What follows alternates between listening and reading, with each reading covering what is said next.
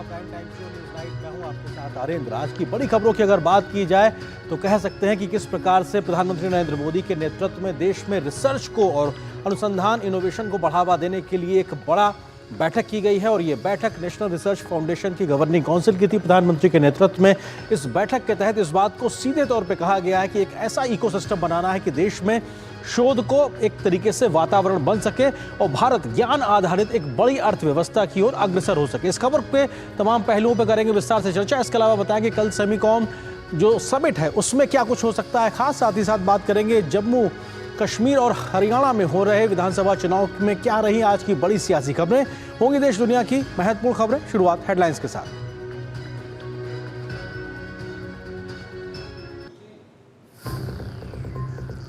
PM Modi की अध्यक्षता में अनुसंधान नेशनल रिसर्च फाउंडेशन की पहली जनरल बोर्ड की बैठक।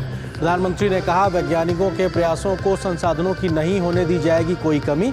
शोधकर्ताओं की लचीली और पारदर्शी फंडिंग के साथ सशक्त बनाने की जरूरत। विशेषज्ञों ने भी की प्रधानमंत्री के पुरजोर सराहना।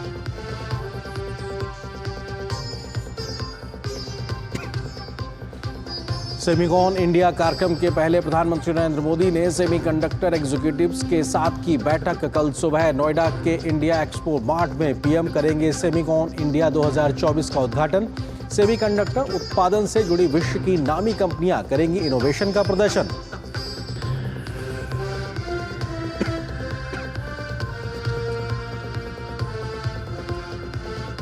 अमेरिका दौरे पर राहुल गांधी के बिगड़े बोल से भड़की सियासत। तो भाजपा ने राहुल गांधी के रवैये को बताया संविधान के साथ छलावा। समुदाय विशेष पर बयान पर भी बिफरे केंद्रीय मंत्री हरदीप पुरी।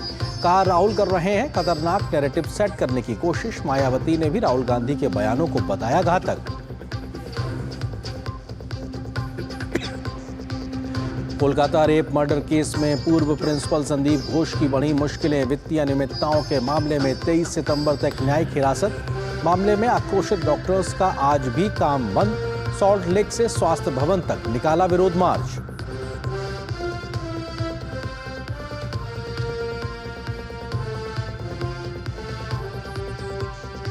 टेक्नोलॉजी अगर वरदान है तो उसके खतरों से भी निपटना होगा। गृह मंत्री अमित शाह ने भारतीय साइबर अपराध समन्वय केंद्र के स्थापना दिवस समारोह पर साइबर क्राइम की चुनौतियों से किया आगाह।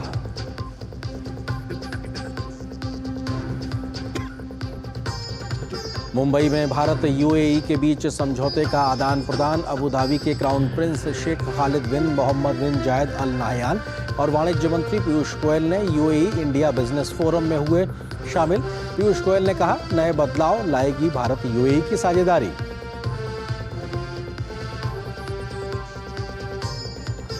हरियाणा चुनाव के लिए सामने आई बीजेपी के 21 उम्मीदवारों की दूसरी सूची। 2 मुस्लिम उम्मीदवारों के भी नाम। मुख्यमंत्री नायब सिंह सैनी समेत तमाम उम्मीदवारों ने भरे नामांकन। आम आदमी पार्टी ने भी आज जारी की 9 प्रत्याशियों की दूसरी सूची।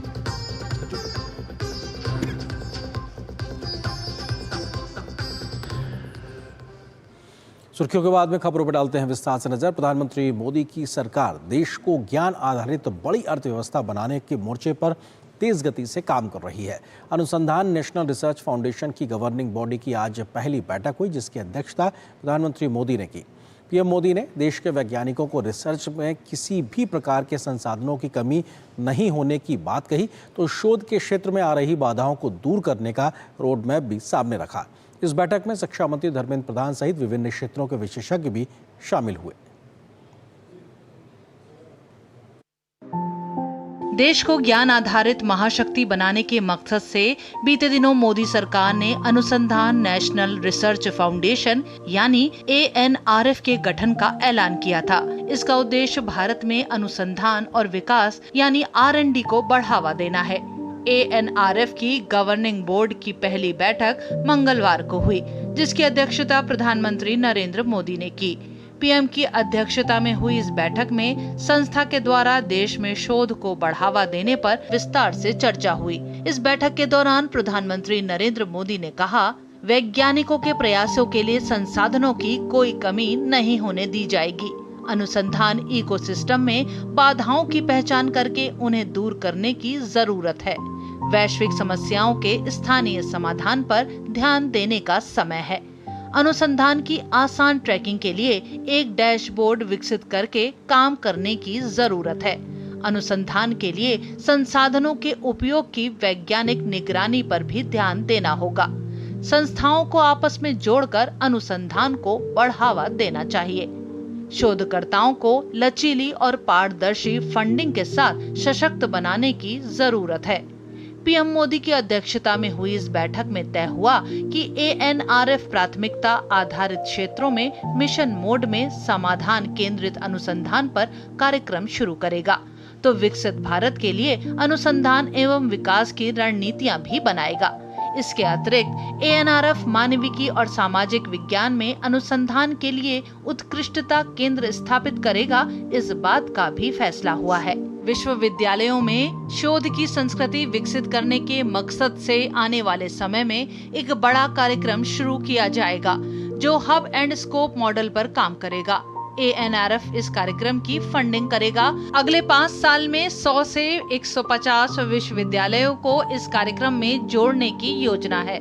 आजादी के बाद देश में पहली बार हर क्षेत्र में अनुसंधान को बढ़ावा देने का प्रयास मोदी सरकार ने किया है।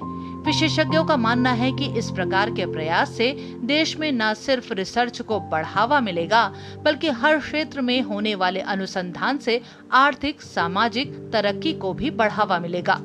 The Anusandhan National Research Foundation is a game changer for research in India and will play a crucial role in the country's rapid progress towards a Viksit Bharat. It will energize the Indian research community and help researchers create new breakthroughs in their research area. One of the important goals of ANRF is to provide high-level strategic directions in research, innovation and entrepreneurship in all areas of science, engineering and technology. The ANRF will focus on capacity building, industry-aligned translational research and also on fundamental and basic research.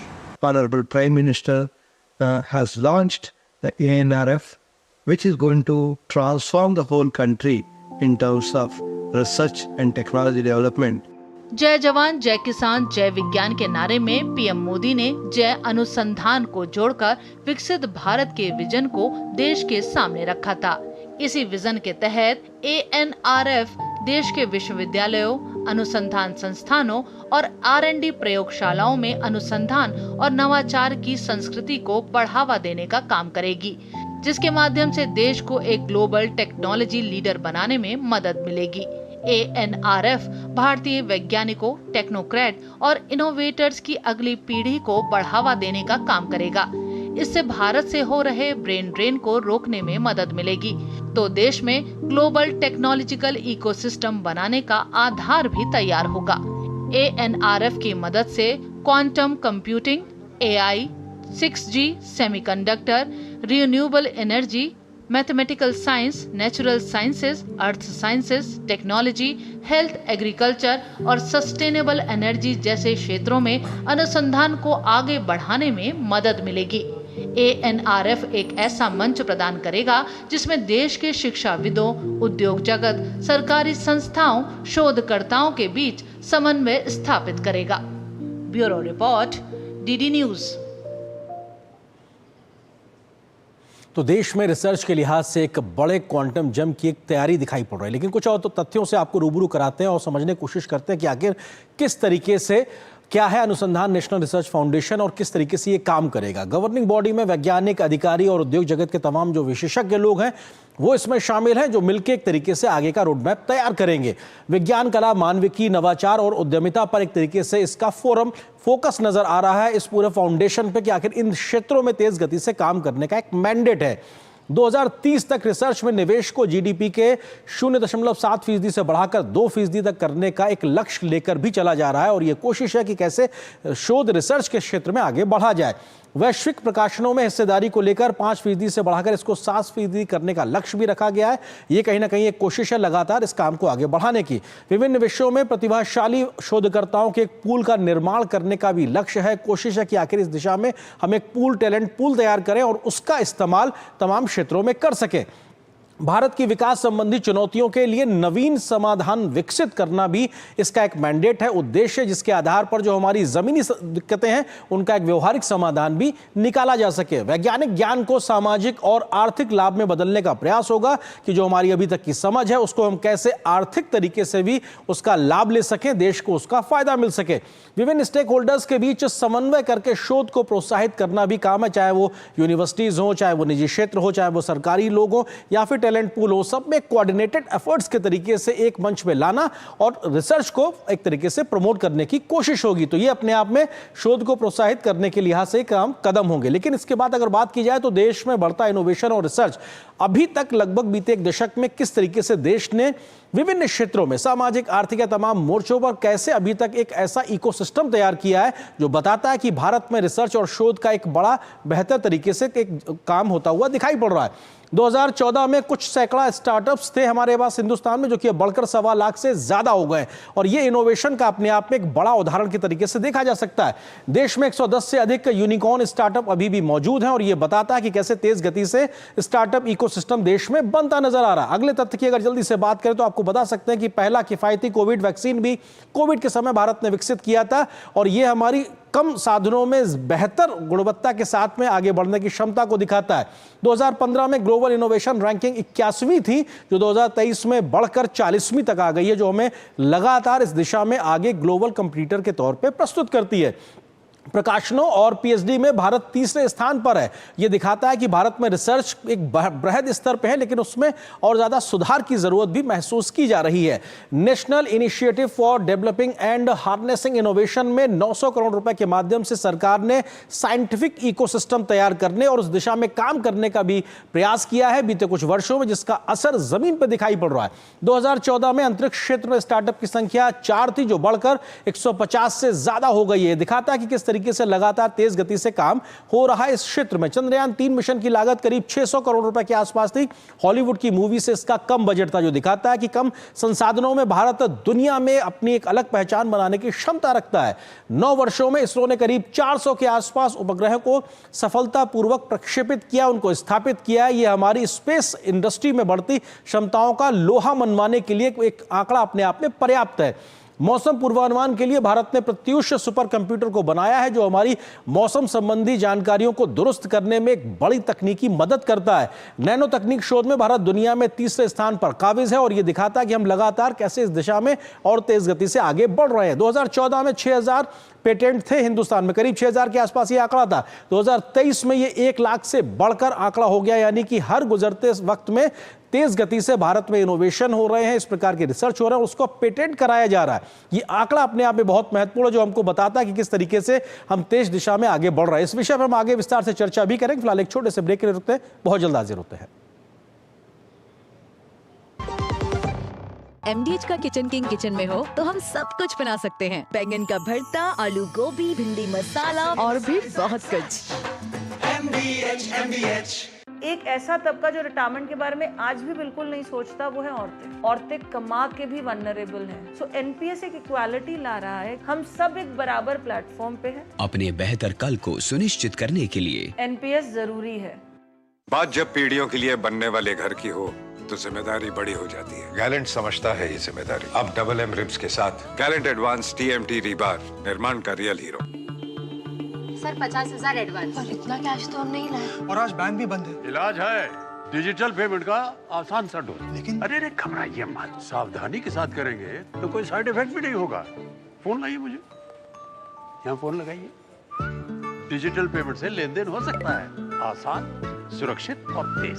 मैंने तो इन्हें digital payment सिखा दिया है, आपने, क्योंकि RBI कहता है कि डिजिटल पेमेंट अपनाओ, औरों को भी सिखाओ।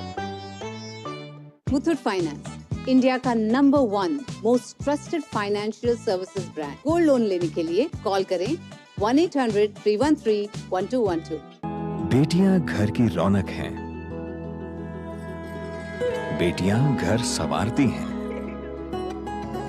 बेटियां पीढ़ियां सजाती हैं, बेटियां घर की बुनियाद कहलाती हैं। बेटियों को सलाम करता है मोंगिया स्टील, स्टील का बादशाह। तड़के वाली, भोली भाली, मेहनत वाली, असली तड़के वाली, ये तो बड़ी समझ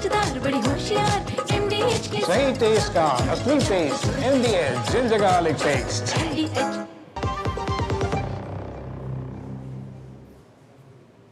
और ब्रेक के बाद आप सभी का स्वागत है। और ब्रेक पे जाने से पहले हम जिक्र कर रहे थे कैसे रिसर्च को बढ़ावा देने की दिशा में आज का दिन एक महत्वपूर्ण कदम की तरह कहा जा सकता है। इस विषय पर चर्चा करेंगे। इसी से जुड़ा है हमारा आज का विशेष भी।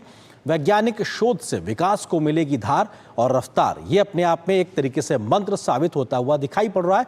और इस विषय पर बात करने के लिए बहुत ही खास मेहमान इस वक्त हमारे साथ मौजूद हैं। प्रोफेसर अभय करंदीकर जी हैं, जो कि सचिव हैं department of science and technology के। सर बहुत स्वागत है, शुक्रिया अपना कीमती वक्त हमारे साथ साझा करने के लिए। सर, नेशनल रिसर्च फाउंडेशन एक ऐसा फोरम बनना और उसके माध्यम से देश में एक ऐसा इकोसिस्टम तैयार करना और आज की पहली गवर्निंग बॉडी, ये कैसे एक बड़े बदलाव की एक शुरुआत के तरीके से और क्या बदलने वाला, थोड़ा समझाइए सर। जैसा कि आपने अभी बताया कि ANRF की गवर्निंग बोर्ड की मीटिंग आज आदरणीय प्रधानमंत्री की अध्यक्षता में हुई। यह एक हमारे रिसर्च और इनोवेशन इकोसिस्टम में एक मील का पत्थर साबित होगा। ANRF के माध्यम से हम अपना जो यूनिवर्सिटी इकोसिस्टम है, हमारे जो रिसर्च इंस्टीट्यूशंस है और एकेडमिक इंस्टीट्यूशंस हैं, इसमें हम अनुसंधान के क्षेत्र में एक नए बदलाव और नए क्रांति की अपेक्षा कर रहे हैं। हम इसमें न सिर्फ यूनिवर्सिटीज में रिसर्च इकोसिस्टम को मजबूत करेंगे, बल्कि जो हमारे कुछ शीर्ष स्तर के संस्थान हैं, ये भी हमारी कोशिश रहेगी कि वो एक ग्लोबल स्टैंडर्ड्स की तरफ उन संस्थानों को हम लेके जाए। इसके अलावा जो हमारे राष्ट्र की जो समस्याएं हैं, जो चुनौतियां हैं और जो विकास के लिए टेक्नोलॉजी की प्राथमिकताएं हैं, उन प्राथमिकताओं पर भी हम मिशन मोड में काम करेंगे। कुल मिलाकर मैं कहूंगा कि अभी हम रिसर्च और अनुसंधान के क्षेत्र में एक नए बदलाव की उम्मीद कर सकते हैं आगे आने वाले वर्षों में। सर, आज की इस बैठक से जो जानकारी बाहर आई, उसमें प्रधानमंत्री ने इस बैठक के दरमियान देश के वैज्ञानिक समुदाय से कहा कि उनकी जो रिसर्च होगी उसमें किसी प्रकार के संसाधनों की कमी नहीं आड़े आने दी जाएगी। साथ ही साथ उन्होंने कहा कि हमको बाधाओं को, ऑब्स्टिकल्स को पहचान कर उनको दूर करने की जरूरत है। ये जो एक डायरेक्शन या प्रधानमंत्री का जो एक संदेश, अपील है, वो किस तरीके से जमीन पर उतरता देखेंगे हम? नहीं, बिल्कुल आपने सही कहा। और जैसा कि प्रधानमंत्री ने जोर देकर कहा हमारे रिसर्चर्स को कि जो अपनी साइंटिफिक टेक्नोलॉजीज हैं और जो रिसर्चर्स हैं, वो अपना पूरा प्रयास करें टेक्नोलॉजी डेवलप करने में, साइंटिफिक रिसर्च करने में और हमारे देश को ग्लोबल लीडरशिप देने में। और उस संबंध में किसी भी तरह की कोई भी बाधाएं होंगी, चाहे वो रिसोर्सेज के संबंध में हो या प्रक्रिया के संबंध में हो, R&D मैनेजमेंट के संबंध में हो, उन सभी बाधाओं को दूर करने के लिए प्रधानमंत्री के नेतृत्व में वो सरकार जो है पूरी तरीके से प्रतिबद्ध है। उसके अलावा प्रधानमंत्री ने एक चीज और भी कही कि ग्लोबल चैलेंजेस और हमारे जो टेक्नोलॉजी डेवलपमेंट है, उसका प्रमुख प्रयास ये होना चाहिए कि जो हमारी देश की समस्याओं को सुलझा सके। ये समस्याएं ग्लोबल भी हो सकती है, लेकिन जो सॉल्यूशंस होंगे वो लोकल रहेंगे, ताकि जो हमारी देश की जरूरतों के मुताबिक हो। तो ये बहुत इंपॉर्टेंट है। उसके अलावा उन्होंने वैज्ञानिकों से ये भी आह्वान किया कि वो पाथ ब्रेकिंग रिसर्च पर जोर दे, ताकि हम विश्व पटल पर एक अपनी पहचान बना सके इन पाथ ब्रेकिंग रिसर्च के, अपने तरीके से सॉल्यूशंस लाकर।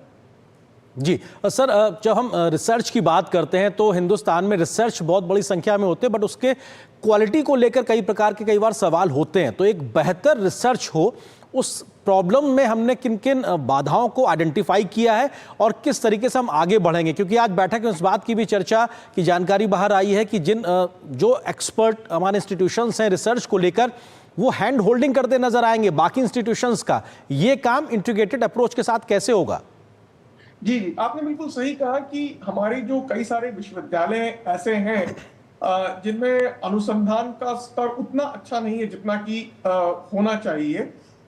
तो हमने ये आज डिसाइड किया कि एक हब एंड स्पोक फ्रेमवर्क हम बनाएंगे, जिसमें कुछ शीर्ष स्तर के संस्थान जो है वो हब की भूमिका निभाएंगे और बाकी की यूनिवर्सिटीज में भी 3 से 7 यूनिवर्सिटीज इस तरीके से स्पोक इंस्टीट्यूशंस की तरह काम करेंगे। और ये जो हब संस्थान हैं उनका मार्गदर्शन करेंगे इन स्पोक इंस्टीट्यूशंस का। वहां के जो फैकल्टी हैं वो हमारी दूसरी यूनिवर्सिटीज के साथ मिलकर रिसर्च करेंगे। उनके जो पीएचडी स्टूडेंट्स हैं, शीर्ष संस्थानों के पीएचडी स्टूडेंट्स और बाकी के यूनिवर्सिटीज के पीएचडी स्टूडेंट, वो साथ मिलकर रिसर्च करेंगे। और इस तरह के पूरे फ्रेमवर्क को हमने नाम दिया है पेयर। जो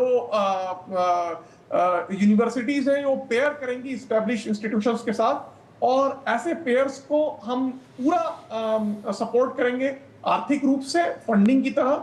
उसके अलावा कुछ यदि रिटायर्ड फैकल्टी मेंबर्स या साइंटिस्ट हैं जो आईआईटी से रिटायर हुए हैं या आईआईएससी से रिटायर हुए हैं या सीएसआईआर या इसरो कहीं और से रिटायर हुए हैं, और जो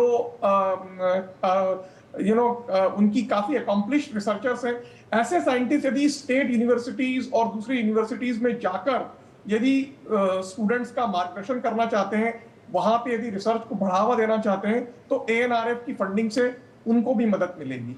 सर, आज की बैठक में इस बात को लेकर भी प्रधानमंत्री ने बात सामने रखी कि एक डैशबोर्ड बनाया जाए जहां पे सारे स्टेक होल्डर्स मौजूद हों, किस प्रकार से एक फंडिंग करनी है, कहां पे टैलेंट पूल को उनका जिम्मेदारी तय करनी है, और प्लस जब रिसर्च का काम आगे चल रहा है तो उसको रियल टाइम मॉनिटरिंग भी एक तरीके से होती रहे ताकि हम मैक्सिमम यूटिलाइजेशन ऑफ अपने रिसोर्सेस का कर सकें। वो एक काम कैसे होगा जिसमें केंद्र है या इंस्टीट्यूशंस हैं या इंडिविजुअल्स हैं, वो कैसे एक डैशबोर्ड पे साथ आएंगे और उसके माध्यम से हम कैसे बदलाव लाएंगे जमीन पे? बिल्कुल सही कहा आपने कि एक एएनआरएफ में हम एक ऐसा नेशनल डैशबोर्ड बनाएंगे जिसमें दो बातें हैं। एक तो जो हमारे विश्वविद्यालय हैं और दूसरे संस्थान हैं जिसमें जो रिसर्चर्स काम कर रहे हैं, उनका पूरा लेखा जोखा एक जगह पर हो, ताकि ये पता पड़े कि इस क्षेत्र में, फला क्षेत्र में कौन से रिसर्चर्स कहाँ पर काम कर रहे हैं, ताकि एक तरीका हो कि हम उनको कंसोलिडेट कर सके, और दूसरा ये हो कि हम किसी तरह की डुप्लिसिटी या रिपीटेशन जो है उसको भी कम किया जा सके। तो एक काम डैशबोर्ड पर उस तरह का रहेगा। दूसरा ये रहेगा कि कई सारी हमारी जो मिनिस्ट्रीज हैं वो भी R&D फंडिंग कर रही हैं। दूसरी मिनिस्ट्रीज जैसे ministry of new and renewable energy या मिनिस्ट्री ऑफ इलेक्ट्रॉनिक्स और इंफॉर्मेशन टेक्नोलॉजी या फिर डिपार्टमेंट ऑफ टेलीकॉम, तो वो जो रिसर्च प्रोजेक्ट्स फंड कर रहे हैं, जो रिसर्च प्रोजेक्ट सपोर्ट कर रहे हैं, उनकी जानकारी भी एक इंटीग्रेटेड पोर्टल पर यदि आ जाए तो रिसर्चर्स को भी सुविधा रहेगी कि कौन सा मंत्रालय किस तरह की R&D पर व्यय कर रहा है, और एक राष्ट्रीय स्तर पर हमको ये पता लगेगा कि हमारे देश में विभिन्न क्षेत्रों में कहाँ रिसर्च हो रहा है, कितनी फंडिंग हो रही है और उनके आउटपुट क्या आ रहे हैं। उसके अलावा माननीय प्रधानमंत्री जी ने यह भी जोर दिया कि हम जो रिसर्च फंडिंग करें उसकी एक रोबस्ट मॉनिटरिंग मैकेनिज्म हो। फंडिंग देने के बाद हम ये मॉनिटर करते रहें कि उसके आउटकम्स क्या आ रहे हैं, और उससे जो है उन आउटकम्स का हमारे सोसाइटी पर और हमारे राष्ट्र पर के विकास में क्या असर हो रहा है। जी सर, एक व्यवहारिक समस्या ये भी है कि कोई एक लोकल या एक ग्लोबल कोई चुनौती है, सपोज पर्यावरण जैसी है, बट उस पर मल्टी डिसिप्लिनरी एक तरीके से रिसर्च की ज़रूरत होती है, लेकिन आज के समय में आइसोलेशन में अलग अलग क्षेत्रों में वो रिसर्च चल रही होती, उसको एक तरीके से हम एक फोरम पे मल्टी डिसिप्लिनरी रिसर्च के माध्यम से व्यवहारिक समाधान निकाल सकेंगे क्या? उस दिशा में भी ये जो पूरा प्रयास है एक मददगार साबित होगा, और किस तरीके से? जी, एएनआरएफ की आज की मीटिंग में ये डिसाइड किया कि कुछ राष्ट्रीय प्राथमिकता के जो टेक्नोलॉजी क्षेत्र हैं उनमें मिशन मोड पे काम किया जाए, मल्टी इंस्टीट्यूशन, मल्टी डिसिप्लिनरी और मल्टी इन्वेस्टिगेटर, मतलब कई सारे फैकल्टी मिलकर काम करें, कई सारे इंस्टीट्यूशंस मिलकर काम करें। जैसे उदाहरण के लिए ई मोबिलिटी, इलेक्ट्रिक व्हीकल्स, जिसमें बैटरी पर रिसर्च भी चाहिए, जिसमें मोटर्स और ड्राइव्स पर रिसर्च भी चाहिए, जिसमें चार्जिंग इंफ्रास्ट्रक्चर पर भी रिसर्च चाहिए। तो इस विभिन्न क्षेत्रों में काम करने वाले रिसर्चर्स और एक्सपर्ट्स मिलकर काम करें और इंडस्ट्री के साथ मिलकर काम करें, तो हम इंडिजिनस टेक्नोलॉजी डेवलप कर सकते हैं और एक आत्मनिर्भर भारत की तरफ बढ़ सकते हैं कुछ प्रमुख टेक्नोलॉजी क्षेत्रों में। तो एक तो बात ये हुई।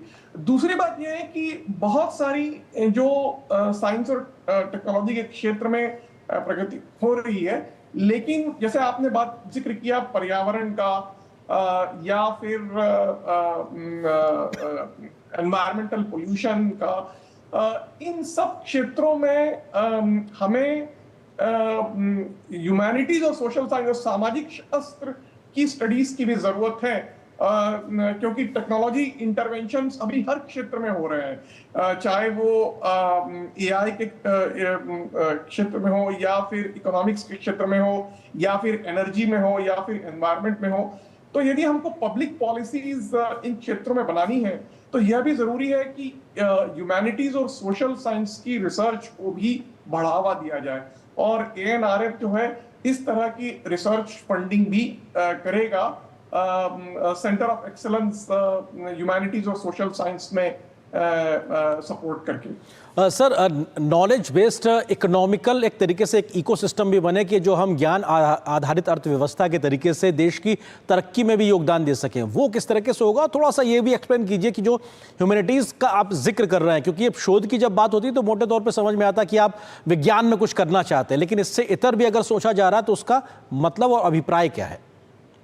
नहीं, मैंने जैसे कहा कि ह्यूमैनिटीज और सोशल साइंसेस की जो रिसर्च पर्टिकुलरली जो साइंस और टेक्नोलॉजी और ह्यूमैनिटीज और सोशल साइंस के इंटरफेस पर हो, तो यह भी एक मल्टी डिसिप्लिनरी रिसर्च, चूंकि अनुसंधान नेशनल रिसर्च फाउंडेशन प्रमुख तौर पर साइंस, विज्ञान और प्रौद्योगिकी के क्षेत्र में ही अनुसंधान और रिसर्च को फंड करेगा, लेकिन जैसा मैंने कहा कि ह्यूमैनिटीज और सोशल साइंस के भी कई आयाम साइंस और टेक्नोलॉजी रिसर्च के लिए भी बहुत जरूरी है, और कई सारे क्षेत्र हैं जैसे पब्लिक पॉलिसी, पब्लिक हेल्थ है, या डेवलपमेंटल इकोनॉमिक्स है, या क्वांटिटेटिव सोशल साइंस है, या इथिक्स इन आर्टिफिशियल इंटेलिजेंस है।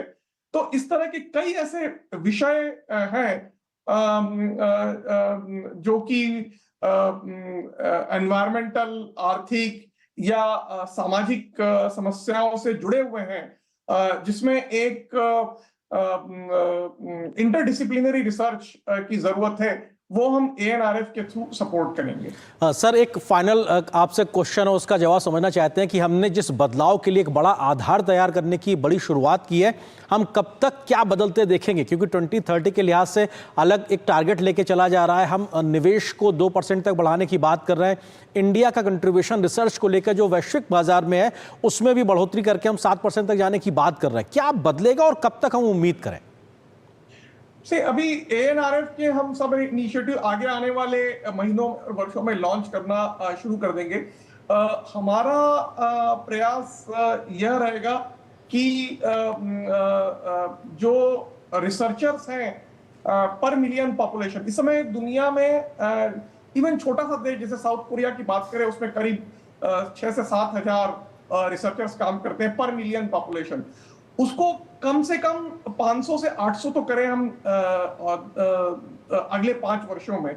उसके अलावा हमारे देश में 1000 से भी ज्यादा विश्वविद्यालय और यूनिवर्सिटीज हैं, लेकिन जो जिसे हम कहते हैं कि रिसर्च यहाँ पर बहुत ज्यादा मात्रा में हो रही है, वो सिर्फ मात्र 18 से 20 है। उसको कम से कम अगले 5 वर्षों में 50 तक किया जाए, और जैसा कि मैंने बताया हब एंड स्पोक मॉडल के माध्यम से शायद हम उसको अचीव कर सकते हैं। उसके अलावा यदि हम देखें कि दुनिया में जो शीर्ष स्तर के संस्थान हैं, उसमें टॉप 150 में अभी हमारे सिर्फ 2 ही इंस्टीट्यूशंस हैं, जैसे आईआईटी बॉम्बे और आईआईटी दिल्ली। हमारा प्रयास यह रहेगा कि आगे आने वाले 5 वर्षों में कम से कम 3 संस्थान हमारे टॉप 100 में आए, और अगले कुछ वर्षों में, अगले 10 वर्षों में कम से कम 5 संस्थान जो है वो टॉप 25 में आए। तो ये एक क्वांटिटेटिव गोल्स आप कह सकते हैं, लेकिन कुल मिलाकर हमारा एएनआरएफ के माध्यम से उद्देश्य यह है कि हम विज्ञान, प्रौद्योगिकी और नवाचार के क्षेत्र में वैश्विक पटल पर अपनी जगह बना सके और एक टेक्नोलॉजी लीडर की भूमिका अदा कर सके। बिल्कुल, एक वैश्विक गुरु के तरीके से हम उस दिशा में तेज गति से आगे बढ़ें। हम उम्मीद करते हैं कि आप लोगों के द्वारा जो तय किया गया बहुत बेहतरी से, तेजी से जमीन पर उतरेगा। सर, बहुत शुक्रिया प्रोफेसर अभय करंदीकर जी, हमारे साथ जुड़ने के लिए, इस विषय पर विस्तार से बात करने के लिए बहुत बहुत शुक्रिया सर आपका। और यहाँ पर एक छोटे से ब्रेक के लिए रुकते हैं, बहुत जल्द हाजिर होते हैं कुछ और महत्वपूर्ण खबरों से आपको रूबरू कराएंगे। दादी के हाथों का जादू और खुशबू से महकता घर। MDH गरम मसाला, असली मसालों से भरा हूँ मैं, क्योंकि हर रिश्ता है स्वाद से जुड़ा।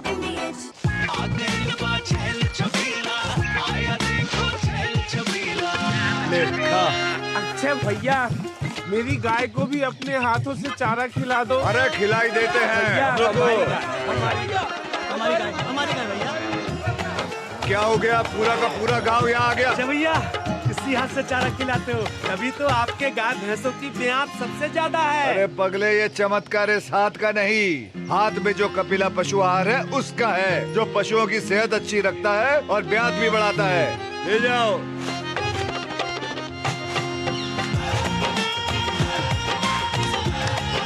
कपिला, देश का नंबर 1 पशु आहार। बात जब पीढ़ियों के लिए बनने वाले घर की हो तो जिम्मेदारी बड़ी हो जाती है। गैलेंट समझता है ये जिम्मेदारी। अब MM रिब्स के साथ गैलेंट एडवांस TMT रीबार, निर्माण का रियल हीरो। दीदी, नौकरी लग गई। अरे वाह, बधाई हो। तो अब तो ढेर सारी शॉपिंग। हाँ दी, नया मोबाइल। अरे रुको शहजादे, सैलरी से पहले खर्चे। इंस्टेंट लोन भी तो मिलता है। पहले बजट बनाना सीखो, फिर खर्च करो। पर दी, देखो, कमाई का एक हिस्सा हमेशा बचाना चाहिए, लेकिन पार्टी देने से नहीं बचोगे तुम। हाँ दी, पार्टी मेरी, बजट तुम्हारा। अच्छा। RBI कहता है, सही वित्तीय बर्ताव करे आपका बचाव। सुरक्षा की गारंटी हर चीज में जरूरी है, चाहे वो मुश्किल स्टंट हो या अच्छी फसल। इसलिए ले आइए IIL के ट्रैक्टर ब्रांड का शिनबा, जो देता है सुंडी और ट्रिप से सुरक्षा की गारंटी। बेटियां घर की रौनक हैं। बेटियां घर संवारती हैं। बेटियां पीढ़ियां सजाती हैं। बेटियां घर की बुनियाद कहलाती हैं। बेटियों को सलाम करता है मोंगिया स्टील, स्टील का बादशाह। शादी का किचन महके जहां, गोल्डी किचन किंग मसाले हो वहां। गोल्डी लाए हैं फ्रेश लॉक टेक्नोलॉजी, जो रखे मसालों को हर समय फ्रेश। कल से शुरू हो रहे सेमिकॉन इंडिया कार्यक्रम के पहले प्रधानमंत्री नरेंद्र मोदी ने आज लोक कल्याण मार्ग पर अपने सेमीकंडक्टर एग्जीक्यूटिव्स के साथ बैठक की और ये बेहद महत्वपूर्ण बैठक थी। इसमें तमाम दुनिया के दिग्गज वो लोग थे जो सेमीकंडक्टर इंडस्ट्री से जुड़े हुए लोग हैं और कल से शुरू हो रहे इंडिया सेमिकॉन 2024 में इन तमाम दिग्गजों की मौजूदगी होगी, जहां पर प्रधानमंत्री भी कल शिरकत करेंगे।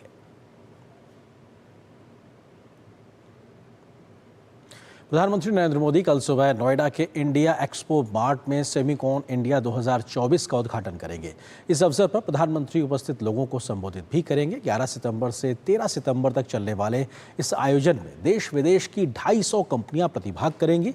सेमीकंडक्टर उत्पादन से जुड़ी विश्व की नामी कंपनियां अपने इनोवेशंस का यहां पर प्रदर्शन करती नजर आएंगी। सेमिकॉन इंडिया ने 1 लाख लोगों के आने की संभावना जताई जा रही है। सेमिकॉन इंडिया 2024 वैश्विक नेताओं, सेमीकंडक्टर उद्योग के विशेषज्ञों, शिक्षाविदों और सरकारी अधिकारियों को एक साथ लाएगा।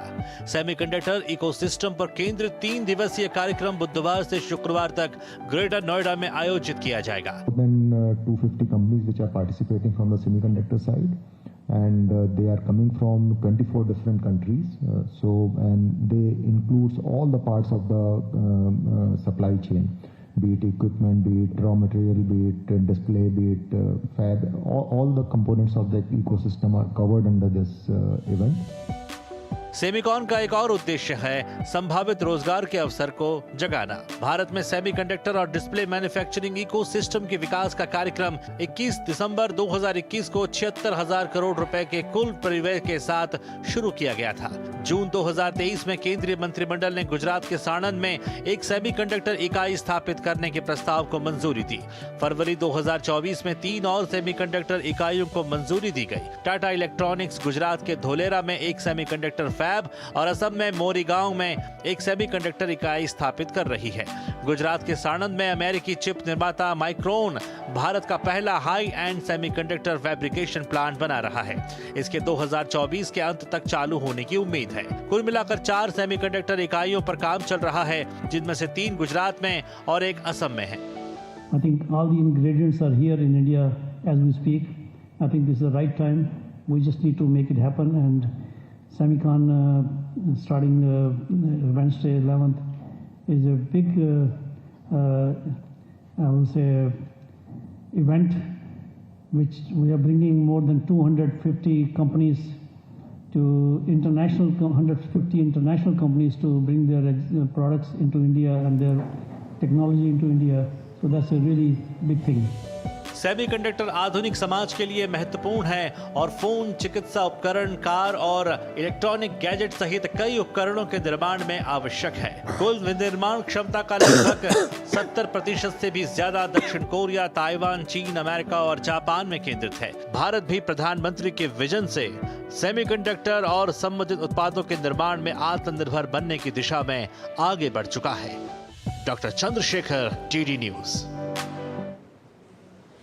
राहुल गांधी इस समय अमेरिका के दौरे पर हैं और हर दिन वो वहां पर किसी जगह भाषण देते हैं तो कहीं बयान देते हैं। वो सुर्खियां बन रहा क्योंकि उनके भाषण में चाहे वो सरकार विरोधी बातें हों, देश की छवि खराब करने की बात हो या फिर प्रधानमंत्री मोदी पर निजी हमले की बात हो। बीते दिनों उन्होंने आरएसएस को लेकर जो गलत बयानी की, उसके बाद से वो लगातार बीजेपी के निशाने पे हैं। लेकिन अब उनका ताज़ा बयान कई मामलों पर है। उन्होंने आरक्षण को लेकर गलत बयानी की है, उन्होंने चुनाव आयोग को लेकर गलत बयानी की। इसके अलावा सिख समुदाय से जुड़े हुए भी उन्होंने गलत बात दुनिया के सामने रखी है, जो कि भारत की छवि को खराब करने से जुड़ा हुआ मामला है। लगातार विवादित बोल देने को लेकर बीजेपी ने मुखरता से राहुल गांधी के बयान की निंदा की और कहा है कि इस प्रकार के देश विरोधी एजेंडे को राहुल गांधी को आगे नहीं बढ़ाना चाहिए। लोकसभा में नेता प्रतिपक्ष राहुल गांधी अमेरिका के दौरे के दौरान विवादित बयानों को लेकर लगातार घिरते जा रहे हैं। अमेरिका में जॉर्ज टाउन यूनिवर्सिटी में छात्रों के साथ बातचीत के दौरान राहुल गांधी ने लोकसभा चुनाव, आरएसएस, मीडिया, संविधान और व्यापार जैसे मुद्दों पर तल्ख बयान दिए। राहुल गांधी के बयानों पर अब भाजपा आक्रामक है।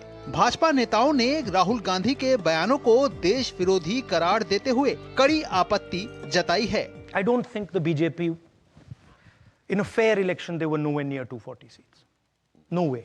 They had a financial, huge financial advantage. I view it as a rather controlled election. लगातार तीसरी बार पराजय के कारण उनके मन में अंध बीजेपी संघ और मोदी विरोध बैठ गया है। जो कांग्रेस पार्टी आजादी के बाद से तुष्टीकरण की राजनीति की, सिखों का कत्लेआम किया और वो आज पाठ पढ़ाने चले हैं, तो मेरे यहाँ कहावत है, जो अज्ञानी ज़्यादा होते हैं वो अपने ज्ञान का प्रदर्शन ज़्यादा करते हैं। यही राहुल गांधी है। जिस तरह से पाकिस्तान की, चाइना की सबकी तारीफ करते हैं, भारत की अपने मुल्क की, अपने देश की बुराई करते हैं, भारत के बाहर जा कर के आप भारत का अपमान कर रहे हैं, ये देश को शर्मसार कर रहे हैं। आज लोकतंत्र या लोकतांत्रिक व्यवस्थाएं खतरे में नहीं है, इनके परिवार तंत्र को खतरा महसूस होता है, तो ये लोकतंत्र का खतरा बताते हैं। जिस भारत के संविधान को बचाने की बात राहुल गांधी कर रहे हैं, लाल किताब लेके घूमते हैं, उस संविधान के साथ सबसे बड़ा छलावा और धोखा राहुल गांधी कर रहे हैं। वो अमेरिका के एक यूनिवर्सिटी में सवाल जवाब दे रहे हैं, अमेरिका गए हैं, हिंदुस्तान में किसी टोले में भाषण नहीं दे रहे। तो ये सोची समझी रणनीति है। वहीं केंद्रीय मंत्री हरदीप सिंह पुरी ने राहुल गांधी के सिख समुदाय पर की गई टिप्पणी पर आपत्ति जताते हुए नेता प्रतिपक्ष पर खतरनाक नैरेटिव सेट करने का आरोप लगाया। केंद्रीय मंत्री ने कहा कि सिख हमेशा से भाजपा सरकार के आने से सुरक्षित रहे हैं। सिख समुदाय की ओर हमेशा ध्यान दिया गया है।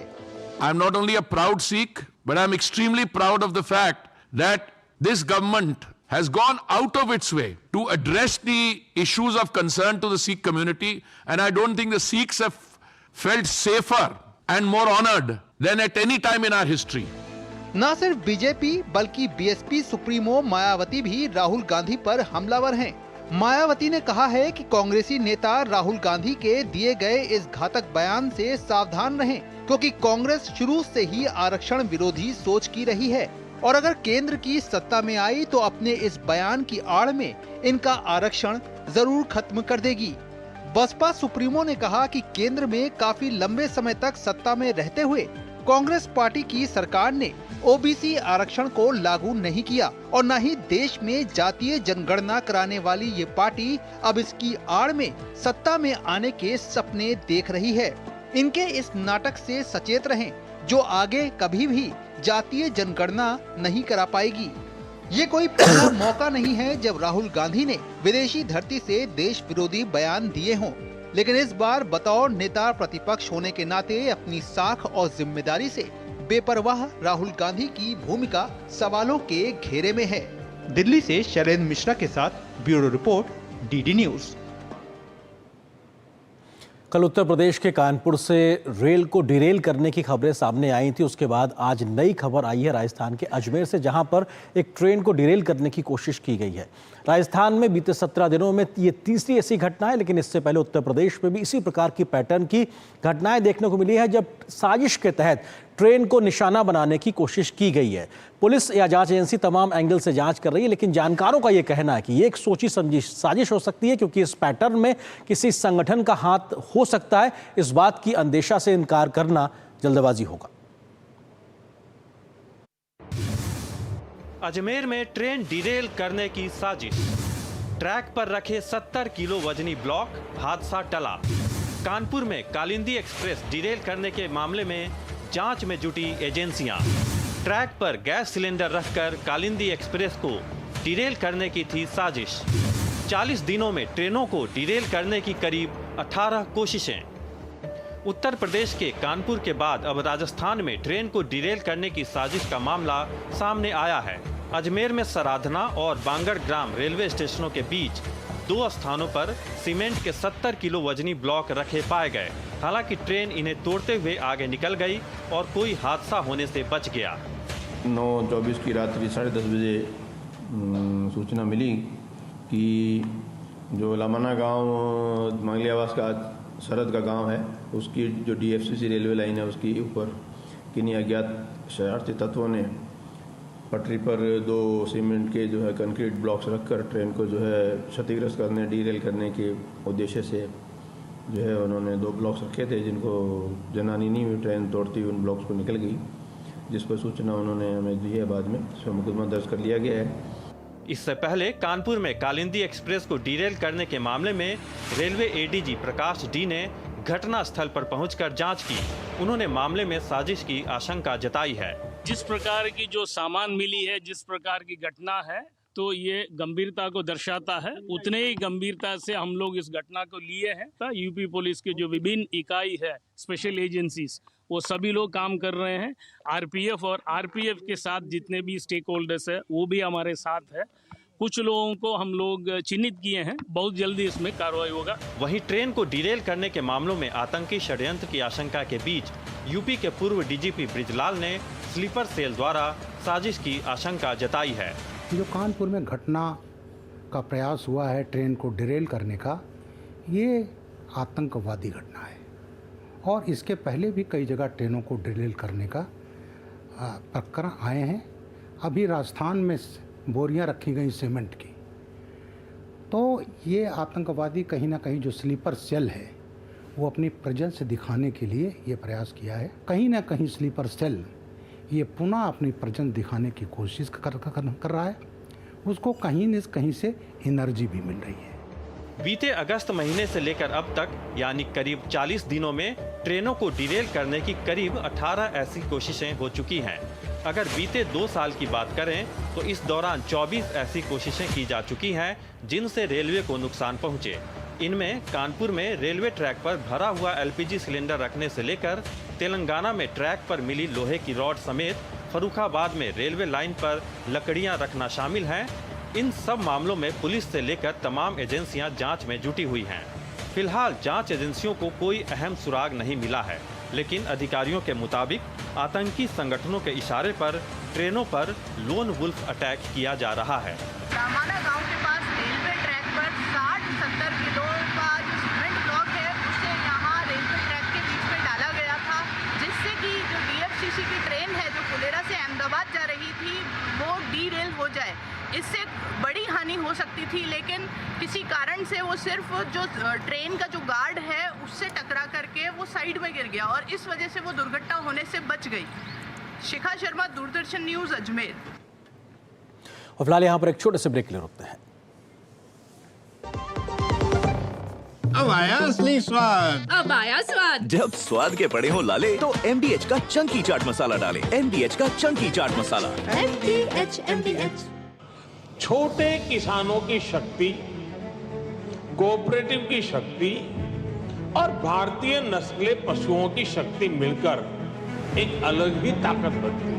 इस ताकत को बढ़ाने और डेयरी के विकास में जुड़े पशुपालकों, तकनीशियनों व डेयरी सहकारी समितियों को प्रोत्साहित करने के उद्देश्य से पशुपालन एवं डेयरी विभाग दे रहा है राष्ट्रीय गोपाल रत्न पुरस्कार, जिसमें इस बार से पूर्वोत्तर क्षेत्र को भी शामिल किया जा रहा है। आवेदन के लिए awards.gov.in पर जाएं या अपने नजदीकी कॉमन सर्विस सेंटर, पशु चिकित्सालय या पशुपालन और डेयरी विभाग से संपर्क करें।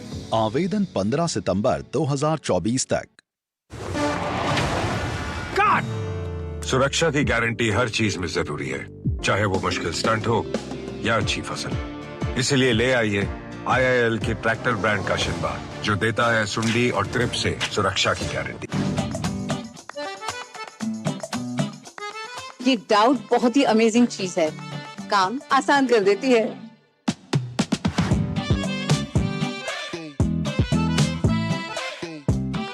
अब जिस पे भी डाउट है वो तो ऑटोमेटिकली आउट है। लेकिन मुथूट फाइनेंस से गोल्ड लोन लेते हुए कोई डाउट नहीं है, क्योंकि यहाँ है पूरी ट्रांसपेरेंसी, 100% भरोसा और सुरक्षा। तभी तो मुथूट फाइनेंस है भरोसा इंडिया का। मुथूट फाइनेंस, इंडिया का number 1 most trusted financial services brand. तो गोल्ड लोन लेने के लिए कॉल करें 1-800-313-1212। बेटियां घर की रौनक हैं। बेटियां घर संवारती हैं। बेटियां पीढ़ियां सजाती हैं। बेटियां घर की बुनियाद कहलाती हैं। बेटियों को सलाम करता है मोंगिया स्टील, स्टील का बादशाह। शादी का किचन महके जहां, गोल्डी किचन किंग मसाले हो वहां। गोल्डी लाई है फ्रेश लॉक टेक्नोलॉजी, जो रखे मसालों को हर समय फ्रेश। और ब्रेक के बाद अब खबर बंगाल से जुड़ी हुई। सुप्रीम कोर्ट के काम पर लौटने के निर्देश के बावजूद कोलकाता रेप मर्डर घटना के खिलाफ प्रदर्शन कर रहे जूनियर डॉक्टर्स मंगलवार को भी काम पर नहीं लौटे। डॉक्टरों से न्याय की मांग लेकर मार्च निकाला। दूसरी ओर आरजीकर मेडिकल कॉलेज के पूर्व प्रिंसिपल संदीप घोष और 3 अन्य आरोपियों को 23 सितंबर तक के लिए न्यायिक हिरासत में भेज दिया गया है।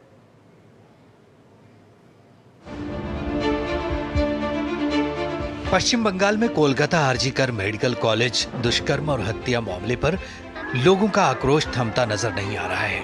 सुप्रीम कोर्ट के काम पर लौटने के निर्देश के बावजूद प्रदर्शन कर रहे जूनियर डॉक्टर मंगलवार को भी काम पर नहीं लौटे। डॉक्टरों ने न्याय की मांग को लेकर मार्च निकाला, जो कोलकाता के साल्ट लेक से शुरू होकर स्वास्थ्य भवन पहुंचा।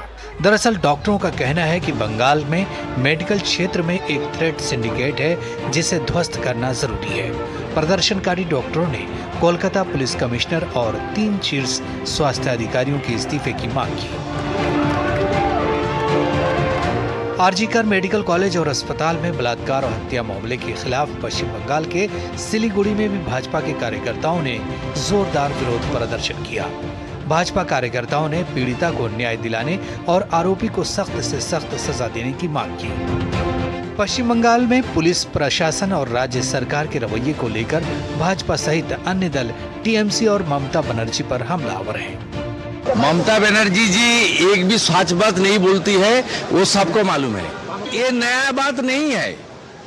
ममता बनर्जी इधर है मुसलमान वोट और पुलिस का द्वारा पूरा बंगाल में पुलिस को गुंडा बनाया और गुंडा को संरक्षण देना ममता बनर्जी का काम है। महिलाओं के प्रति कोई संवेदना नहीं है। डॉक्टर बेटी के साथ जिस तरह का हुआ और जो पर्दे खुल रहे हैं, ये टीएमसी के गुंडों ने जो सामूहिक बलात्कार किया और उस सारे तथ्य को छुपाने का काम, और उसी का असर है कि आज महीना दिन लग गए हैं लेकिन वहाँ थमने का नाम नहीं ले रहा है। और ये तभी थमेगा जब टीएमसी की अस्मिता खत्म होगी। ये सरकार ममता वाली सरकार नहीं, ये निर्ममता वाली सरकार है। कि ममता बनर्जी की सरकार की प्राथमिकता बेटी को न्याय दिलाना नहीं, सबूत मिटाना, किस प्रकार से बलात्कारी को बचाना और सच को दबाना है। इस बीच कोलकाता के आरजीकर मेडिकल कॉलेज के पूर्व प्रिंसिपल संदीप घोष और 3 अन्य आरोपियों को 23 सितंबर तक न्यायिक हिरासत में भेज दिया गया है। संदीप घोष के खिलाफ भ्रष्टाचार के मामले में सीबीआई जांच चल रही है। उधर पश्चिम बंगाल में भाजपा बूथ अध्यक्ष विजय कृष्ण भुइयां की हत्या के मामले में एनआईए ने सोमवार को देर रात कई जगहों पर तलाशी अभियान चलाया। गोरामहल और मोयना पूर्वी मेदिनीपुर के आसपास के इलाकों में कई जगहों पर तलाशी ली गई। बीजेपी नेता विजय कृष्ण भुइयां का मई 2023 में अपहरण कर हत्या कर दी गई थी। Bureau report, DD news. केंद्रीय गृह मंत्री अमित शाह ने नई दिल्ली में भारतीय साइबर अपराध समन्वय केंद्र I4C के पहले स्थापना दिवस समारोह में हिस्सा लिया और साइबर अपराध की रोकथाम के लिए प्रमुख पहलों की शुरुआत की।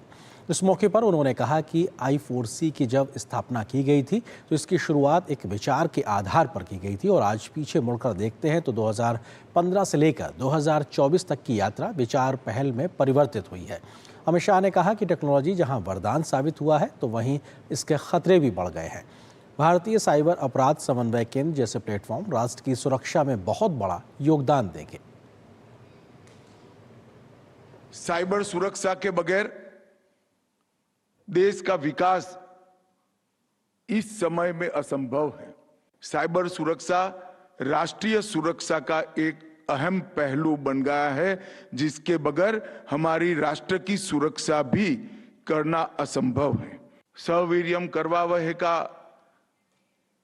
ये जो उपनिषदों का मंत्र है, वो मंत्र एक साथ काम करने के लिए, एक साथ समान उद्देश्य के काम करने के लिए, एक रास्ते पर चलने के लिए और एक साथ सफलता प्राप्त करने के लिए प्रयत्नशील रहने के लिए, इससे बड़ा कोई वाक्य हो नहीं सकता। 4 प्रमुख साइबर प्लेटफॉर्म का शुभारंभ किया गया है। Cyber fraud mitigation centre Modi ji की एक परिकल्पना थी। साइबर कमांडो का शुभारंभ, समन्वय प्लेटफॉर्म का शुभारंभ और सस्पेक्ट रजिस्ट्री इसका शुभारंभ। 10 सितंबर से I4C देश व्यापी एक जन जागरूकता अभियान भी आरंभ कर रहा है। और यहाँ पर एक छोटे से ब्रेक के लिए रुकते हैं। बढ़िया है, प्राकृतिक हल्दी, मिर्ची, धनिया। नहीं, मिर्ची, धनिया, हल्दी, MDH। बात जब पीढ़ियों के लिए बनने वाले घर की हो तो जिम्मेदारी बड़ी हो जाती है। गैलेंट समझता है ये जिम्मेदारी। अब डबल M रिब्स के साथ गैलेंट एडवांस TMT रीबार, निर्माण का रियल हीरो। हाथ धोकर आते हैं। साबुन की जगह हैंड वॉश। मोहन का प्रमोशन हो गया क्या? सैवलॉन हैंड वॉश तो हमारा रोज का है। सिर्फ 10 रुपए में 200 ml हैंड वॉश बनाओ। Savlon powder to gel hand wash, germ से बचाए, शान बढ़ाए। भैया, घर का किराया देना था, कुछ पैसे। इस महीने तो गाड़ी की EMI जानी है ना, अगले महीने पक्का। चलता हूँ। आपके बाद फैमिली को किसी के आगे हाथ ना फैलाना पड़े। आज ही लीजिए पॉलिसी बाजार पे 2 करोड़ का टर्म लाइफ इंश्योरेंस, सिर्फ 690 रुपए महीने से शुरू। सुरक्षा की गारंटी हर चीज में जरूरी है, चाहे वो मुश्किल स्टंट हो या अच्छी फसल। इसलिए ले आइए IIL के ट्रैक्टर ब्रांड का शिनबा, जो देता है सुंडी और ट्रिप से सुरक्षा की गारंटी। मुंबई में UAE भारत बिजनेस फोरम का आयोजन किया गया। भारतीय उद्योग परिसंघ के तत्वावधान में आयोजित इस बैठक में दोनों देशों के कई हस्तियों ने शिरकत की। बैठक के दौरान भारत की ओर से UAE के साथ प्रगतिशील संबंधों को बढ़ाने को लेकर प्रतिबद्धता जताई गई। केंद्रीय वाणिज्य एवं उद्योग मंत्री पीयूष गोयल और अबू धाबी के क्राउन प्रिंस की मौजूदगी में दोनों देशों की कंपनियों के बीच 10 समझौतों का आदान प्रदान भी किया गया। बैठक को संबोधित करते हुए केंद्रीय मंत्री पीयूष गोयल ने कहा कि क्राउन प्रिंस की इस यात्रा से दोनों देशों के संबंध और प्रगाढ़ होंगे। पिछले कई वर्षों में क्राउन प्रिंस के नेतृत्व में यूएई में सकारात्मक परिवर्तन हुए हैं। इसमें कोई संदेह नहीं है कि मुंबई में शुरू की जा रही ये साझेदारी भी दोनों देशों के लिए परिवर्तनकारी साबित होगी। गणेश उत्सव के शुभ अवसर पर शुरू हुआ ये सहयोग दोनों देशों के बीच एक नया अध्याय की शुरुआत है। केंद्रीय मंत्री पीयूष गोयल ने मजाकिया अंदाज में ये भी कहा कि यूएई और भारत के संबंध हर स्तर पर अटूट हैं। पड़ोसियों की ईर्ष्या के आधार पर दोनों देशों के बीच के मधुर संबंध का पता लगाया जा सकता है। भारत और यूएई के संबंधों के बारे में जिक्र करते हुए पीयूष गोयल ने कहा कि प्रधानमंत्री मोदी हमेशा से ही संयुक्त अरब अमीरात को भारत की विकास यात्रा में एक महत्वपूर्ण साझेदार मानते हैं।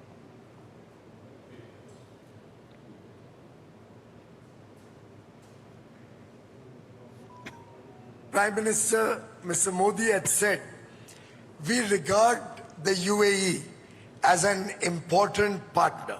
The local currency settlement, which first started between UAE and India, it can be a game changer in terms of bringing down our cost of trade and take the relationship and our trade to greater heights.